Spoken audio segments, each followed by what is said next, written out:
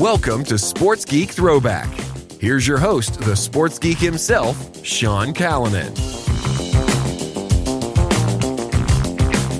G'day, I'm Sean Callanan from Sports Geek, and welcome to Sports Geek Throwback, where I pick out the best bits from the Sports Geek podcast archive. For this week's Sports Geek Throwback, I go back to episode 253 with Neda Tabatabaie from the San Jose Sharks, recorded in October 2019.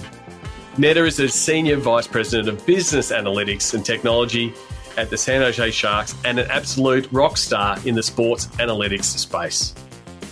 Remember, if you need my help with your digital team, marketing team, sponsorship team, please get in touch.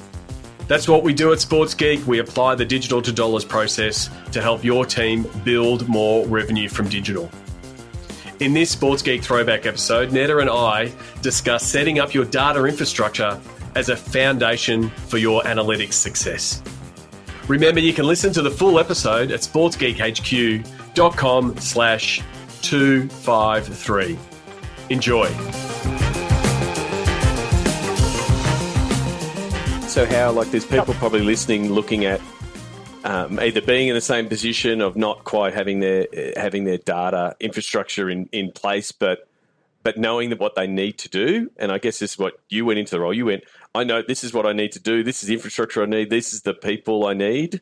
But in those early days, you didn't have either of those. You didn't have the infrastructure and the people. How do you go about, I guess, scaling that and, I guess, taking your executive along that journey to say, this is why we're doing it. This is why we need the headcount. How do you go about having that process to set yourself up to grow, to get where you need to go? Because I think there's a lot of teams that are in that position that have really small headcount, trying to do everything really stretched, but not quite being able to communicate with their executive to say, this is what we're doing. And if we succeed, we actually need more people, whether it's in sales or analysis, that kind of thing. How do you go about selling that story up and demonstrating how it's working?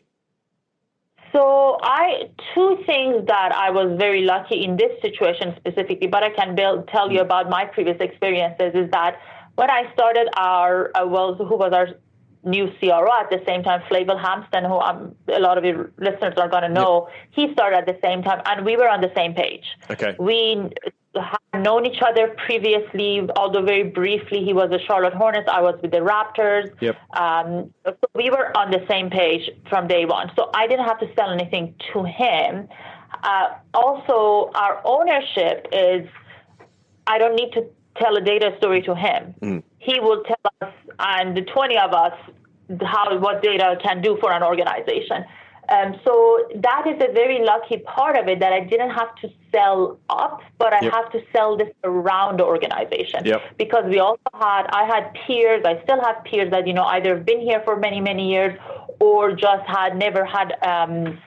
they just didn't look at data as I do. So how I'm bringing those people around is going to be extremely important, not only so far, but as we try to change things more and more and become a more data-driven organization, that's going to continue.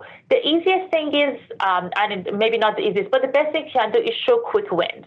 What is the one thing you can do?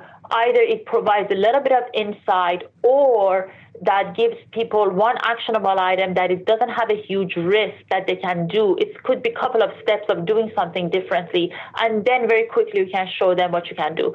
You don't want to get into a 6-month project at the beginning. You want to get into small chunks of doing something, show results, do something, show results. And for every organization, it might be different, So maybe capturing the sentiment of a season ticket holder, how you can change, something based on that. How do you change service based on what the season ticket holder is telling you? The pipeline, I think, is an easy one, because if you start putting people and know who's been contacted and who hasn't been, you're going to start seeing some movement very quickly.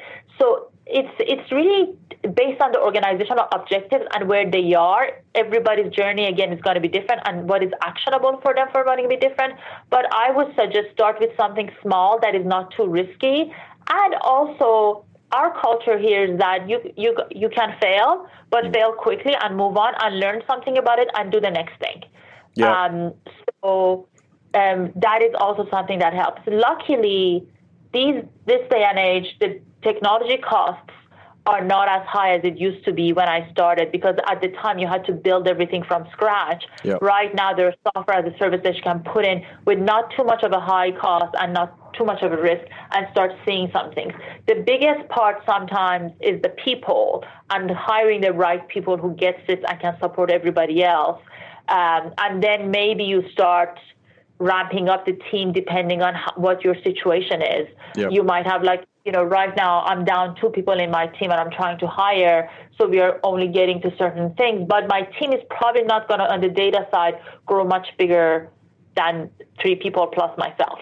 Yeah, I think the important thing there is giving those small wins or those small projects or those small tweaks where the wins go to other teams, because that helps reframe what data is to them, gives them a win, helps them what they're doing. So you're coming there with the olive branch of, here I am helping you, because, especially in sport, because it's seasonal, there is very much the new season's starting, we'll do what we did last year type of mentality, because it's always worked or it's always what we've done.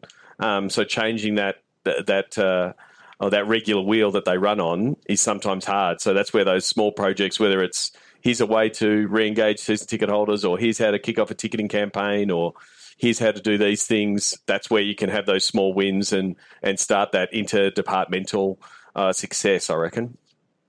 I agree. And I think what you mentioned goes to the bigger culture of the sports industry, that yes, we are very much guilty of that. We end up doing the same thing over and over, and we sometimes expect different results, versus I think being different and innovating a little bit more in our industry is something we all need to do a better job in and focus more on, because it does produce different results. Sometimes you're going to fail, but that's fine.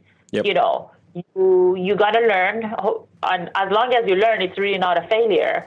But maybe didn't produce the results you had, and then you can turn around and do something else, and maybe the next thing is going to be successful.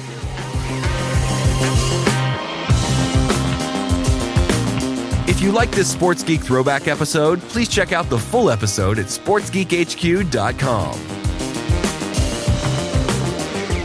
Please share Sports Geek with your sports business colleagues. We appreciate you sharing.